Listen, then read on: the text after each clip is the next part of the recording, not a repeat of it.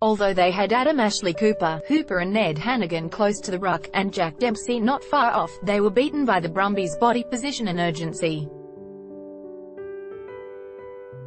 Rob Valetini, whose second-half injury was a sour note for the Brumbies, got rid of Ashley Cooper and he was then joined by Speig and Simone to push through Hooper and Hanigan, who were far too upright.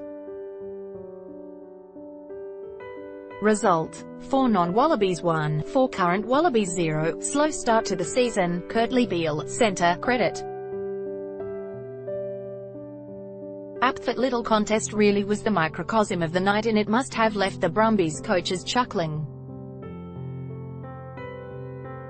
They've always thought the Waratahs aren't prepared to get their hands dirty enough, and here was more evidence to sustain that belief.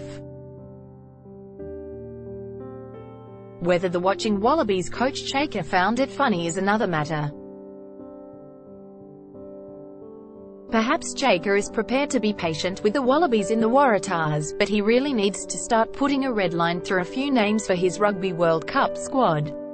Seacope Kepu is experienced, but he doesn't look particularly fit at present, and his discipline has been terrible again. There are few players as likely to concede a stupid penalty with his side in possession as Kepu, and you can draw a straight line from his red card against Scotland at the end of 2017 to his yellow against the Brumbies in Canberra. Rob Simmons was handy against the Reds last week. He seems to reserve his best for his old side, but just when he needed to back that up on Friday he was disappointing. Bernard Foley and Curtly Beale will most definitely be on the plane to Japan, but to say they have had a slow start to the year is something of an understatement. In precisely the sort of game they should have dominated, the Brumbies essentially had a bunch of kids in the back line by the end. They lacked any sort of rhythm and their passing was poor. Loading Beale, in particular, has had an underwhelming start to the year, and if a Wallabies team was picked on form today he wouldn't be in the matchday 23. Quade Cooper and Billy Meeks are by far the best 10 to 12 combination in the Australian Conference, not least because there seems to be a high degree of synchronicity about their play.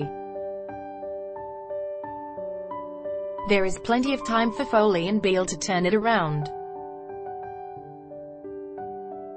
Giving the impossibility of players maintaining form from the February until the Rugby World Cup in September, Shaker might even be sanguine about their current performances.